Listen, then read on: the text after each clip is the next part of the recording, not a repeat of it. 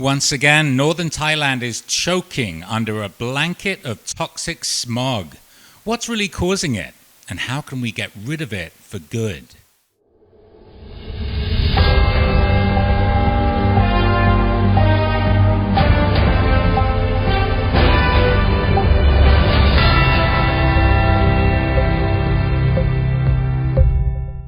I'm Dave Kendall. I'm a senior reporter and producer with the Bangkok Post, and I've been based in Thailand since 2005. On Deeper Dive, I take you beneath the surface of the big issues here in Thailand.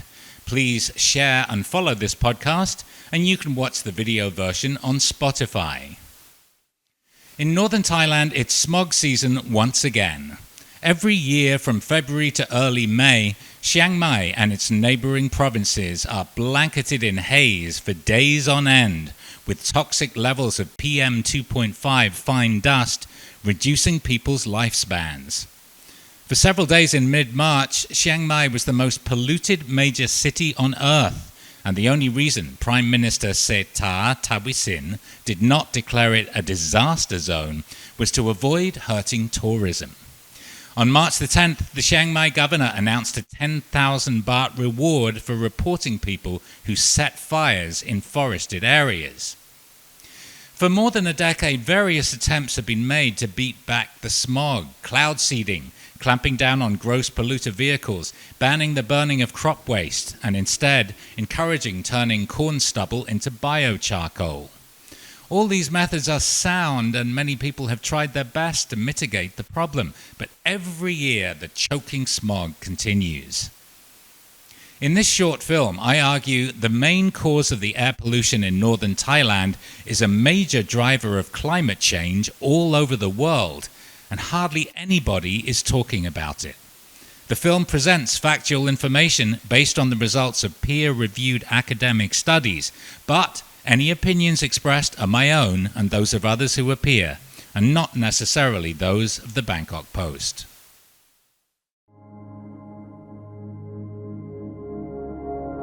A clear view of Doi Suthep in Chiang Mai. But between February and April each year, this iconic mountain is often barely visible. The city, known as Thailand's Rose of the North, is blighted by air pollution. คุณ Smith ใช่ไหมครับ Chiang Mai resident and entrepreneur Smith Tawilatniti says the annual air pollution lasts much longer than before.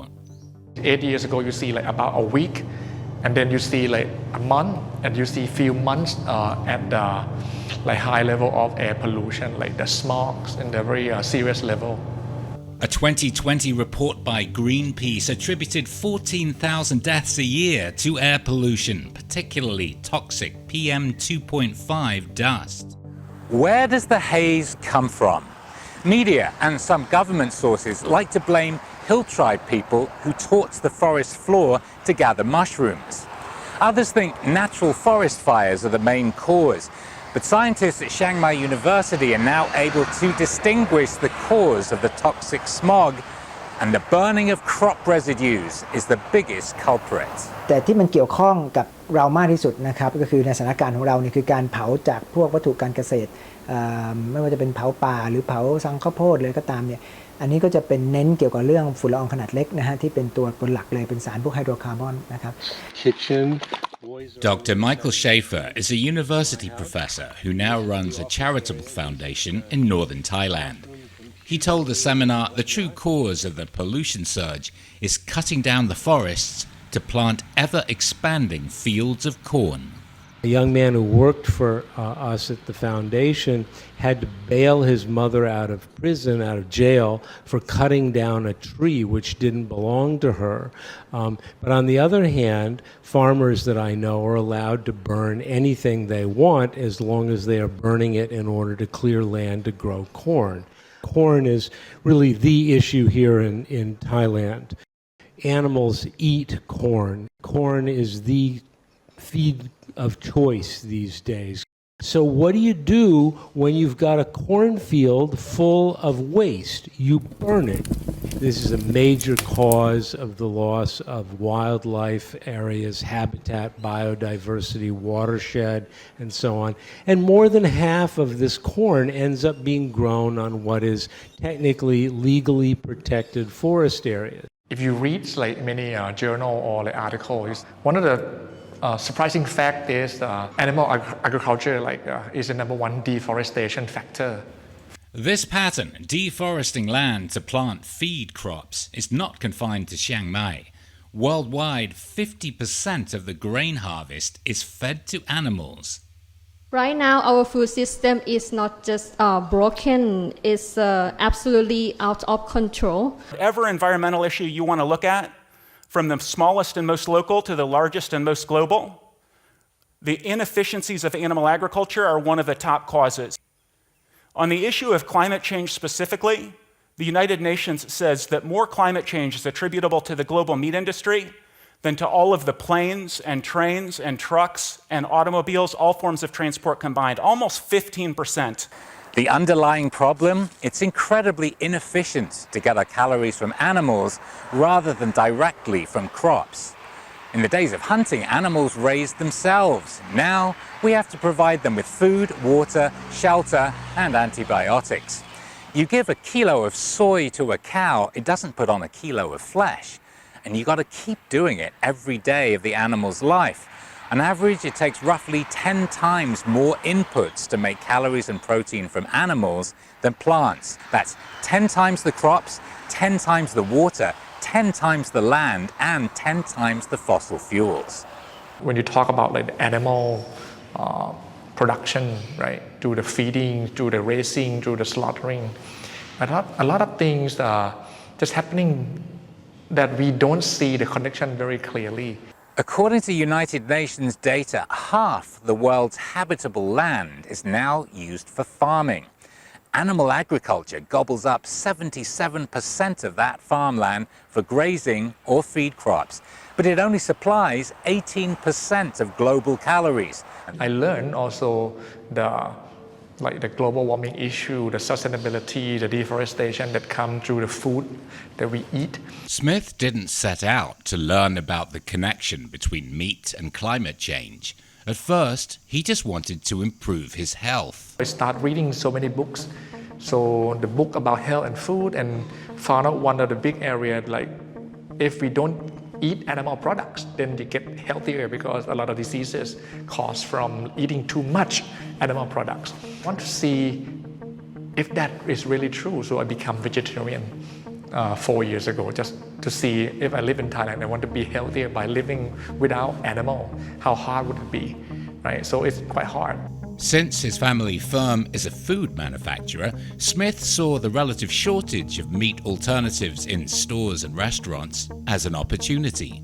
I see a lot of this disconnect in the food supply chain. I also come across the video of like the plant-based meat that creating like meat that tastes and look like animal but using all plant ingredients. Thailand has become a hub for meat alternatives. And many of them are already in supermarkets, along with international products like Beyond Meat and the first Pride brand from Tyson Foods. Thailand's largest company, CP, produces the competitively priced Meat Zero, while tuna giant Thai Union has launched OMG Meat. There are also several startups, More Meat, Meat Avatar, and up here in Chiang Mai, Smith's own brand, Let's Plant Meat. We have the food science team and then we have the production facility. What if we could do that? One thing to solve my problem of not having the good things to eat. And second thing is, so here's our production rooms. So we have this one, plant-based meat room number 1, plant-based meat room number 2. If we can create this at the right taste and the right pricing, we're giving options to people in here, Thailand and Asia, to wean away from the animal meat. This one is automatic packing machines. Every time you pick the plant-based meat and say, let's plant meat, I want the people who pick it to understand the connection between sustainability and the food that you consume. Now they can participate in choosing the food that go into their meals. Before they can say no to styrofoam, say no to plastic bag. They don't know that food also causes harm to the planet, right? The annual smog in Chiang Mai is the same dark cloud that hangs over the entire planet and drives climate change, the deforestation and pollution caused by animal agriculture. A growing number of experts say the only long-term solution is switching to an alternate source of nutrition, one that's cheap, efficient and delicious, and one that will allow the reforestation and rewilding of the vast tracts of land burned out by animal agriculture here in northern Thailand and across the globe.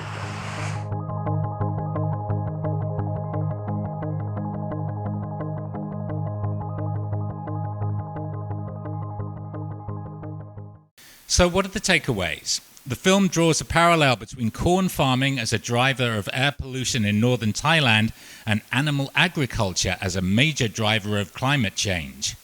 While everyone focuses on burning fossil fuels for industry and transportation, the elephant in the room is animal agriculture. It not only directly emits greenhouse gases, it also poisons the soil and the sea, preventing them from absorbing as much carbon dioxide as before.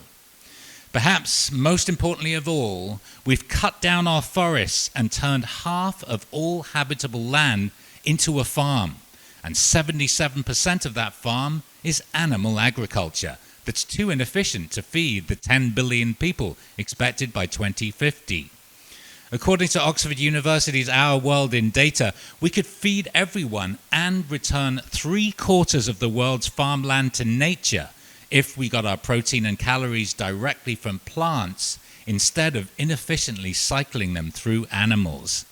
The unpalatable fact is, even if we completely stop burning coal and drive only electric vehicles right now, unless we change the way we eat, we're not going to survive on this planet. Doesn't sound good, does it? I don't want to be told I have to change my diet, and I bet you don't either. Eating meat is in our culture, in our history. But what was necessary for us to survive in the past is now killing us and our environment. Now, obviously, everyone isn't suddenly going to become vegan. But every time you choose a plant-based meal, you're helping. The more popular plant-based protein gets, the cheaper it will become.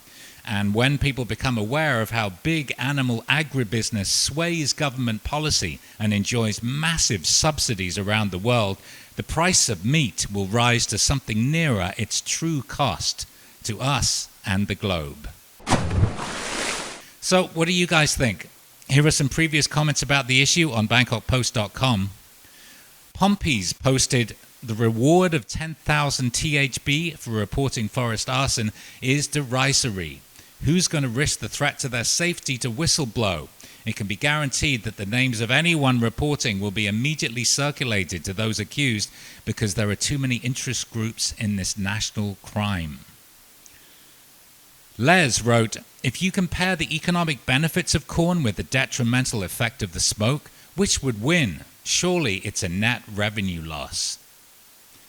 Lungstip posted, "It's true that all around me in the far north there are more and more clearance area between the trees on steep slopes for growing corn." T.H. William posted, "A simple research would have shown the total ag GHG emissions are just 18% of global total." Well, the International Atomic Energy Agency says agricultural emissions are about 30% of total emissions. But the problem with all these numbers is that they don't take into account all the greenhouse gases that were removed naturally before we cut down the forests and turned almost half of the planet's habitable land into an animal farm. Some experts think that if you include the carbon sink we destroyed to raise and feed animals, livestock farming is indirectly responsible for more than 50% of total net emissions. But whatever the actual percentage, it's a lot, and hardly anybody is talking about it. On the other hand, Ling M8 writes, "What a load of nonsense, who comes up with this blather?" To which World Expat replies, "Vegans.